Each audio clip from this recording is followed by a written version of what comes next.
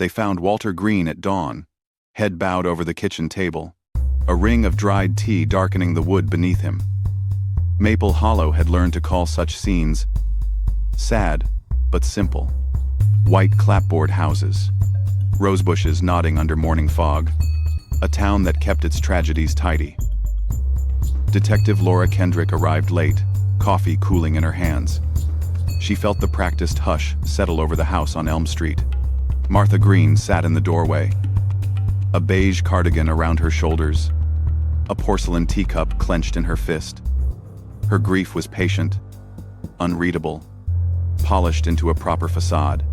Initial impressions were clean. Walter's medical records showed congestive heart disease. His bottle of pills lay open in the medicine cabinet. An unsigned, unmailed letter folded and placed on the table read like the fragment of a farewell. Toxicology flagged a high dose of digoxin. County pathologist called it a likely suicide. The state accepted the case closed within 48 hours. But Detective Kendrick stalled. Not because she doubted the science, she understood the chemistry of a body, but because some silences are heavier than death. Some are curated to prevent a town from staring at what lurks beneath the surface. The first thing Laura noticed was the tea. There was a small smear along the rim of the teacup. An odd, gray ash. Not tea-stained, hidden from view by the soft morning light through lace curtains. Walter's fingernails were clean, except for a thin line of soil under one thumbnail. No footprints marred the mud behind the side yard gate. The letter, short and fragmented, had a single name scribbled in the margin, folded carefully, as if meant to be carried. These inconsistencies pressed at Laura's instincts. She began listening to the town's practiced quiet, the people keeping their grief tidy. He was tired, Martha said softly. Always reading, worrying about things about the factory, the bills. Things he thought he could fix with a pen. Mrs. Jenkins, who tended the roses next door, mentioned Walter had been more agitated lately, talking about a list of people who owed him. Henry Green, Walter's younger brother and a foreman at the plant, refused to hear it, shouting that gossip had no place here. Reverend Silas, the moral voice of Maple Hollow, spoke of dignity and sorrow, quoting scripture about carrying one another's burdens. The dead man's phone, wiped clean, refused to yield the late-night argument hinted at in his voicemail. But a neighbor remembered a figure leaving Walter's house 2 nights prior. A man in a cheap truck parked by the post office, familiar enough to be recognized. Yet no one would speak his name on the record. Forensics presented a problem. The digoxin had been administered in excessive doses, but at a time inconsistent with the time of death. It had been an attempt to stage a suicide, not the cause. Re-examination revealed a small but telling contusion at the base of Walter's skull, the subtle mark of a struggle. Laura's list of tidy people began to blur. The Reverend, who had visited Walter weekly, had advised him to consider confession in private, rather than airing grievances publicly. Dr. Rachel Levin, a lab researcher under pressure from the plant, had recently reported a missing vial of digitalis from the university lab. Henry Green had been furious at Walter for gambling away overtime pay and threatening to publish the list of debts and cover-ups. And then there was the letter. It read simply, "If not me, then who will say it?" It pointed to a man not just burdened by illness, but weathered by memory.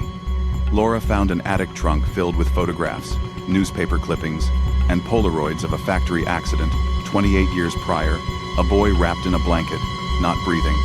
Official reports called it an unfortunate mishap. The town moved on. But Walter's ledger told a different story. Men who had kept jobs, married, risen to positions of influence, names marked beside them. Debts and favors unspoken. Henry's name appeared in the middle, with the word, sealed, scribbled beside it. What first looked like an angry grudge became a ledger of accountability. If Walter published it, dozens would stand naked in their pride. Contractors, plant managers, even the Reverend whose church had received donations immediately after the accident. The ledger promised to rewrite Maple Hollow's story. The county wanted a tidy arrest. Martha. Pills. Money. A cleaned frying pan with an unwashed smear of brown. Eyewitness claims. But Laura knew grief could be cunning. It could orchestrate impossible decisions and carry them alone. She walked the town's narrow streets, knocking on doors, listening for cracks in rehearsed sorrow. Under the weight of her questioning, Reverend Silas wept not theatrically, but with the hollow of someone cornered by conscience. Walter wanted to make people pay, he said. He thought the town needed to remember. Laura began to trace the ledger, the names, and the subtle pressures. One by one, the people connected to the old factory accident were brought in for questioning. Contractors remembered favors. Managers remembered hush money.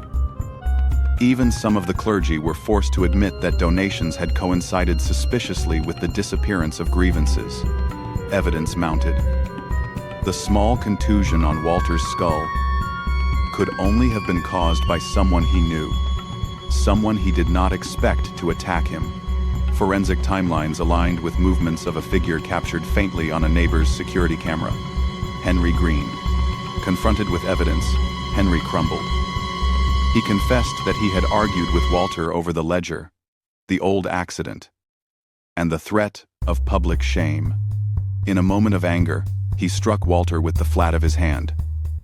Walter fell backward, hitting his head. Panicked, Henry staged the scene with pills and a wiped phone, hoping to cover the truth. He hadn't expected the detective to look beyond the obvious. Martha's part, if any, was minimal. A quiet bystander who loved her husband but had no hand in the violence. Her tears and clutching hands at the door had been misread by the county. When the case concluded, Maple Hollow had to confront its tidy grief. The town learned that secrets, no matter how neatly stacked, have a way of surfacing. Walter Green's ledger was eventually published posthumously, exposing decades of omissions, small cruelties, and silences that had shaped lives. Families quarreled, reputations faltered, and the old factory accident was reinvestigated in detail. Detective Kendrick, standing in the morning fog on Elm Street, thought about the weight of stories left untold. Murder, she realized, isn't always about ending a life. Sometimes it's about silencing truth. And in Maple Hollow, the ledger lived on, rewriting history, forcing a town to see itself fully for the first time in generations.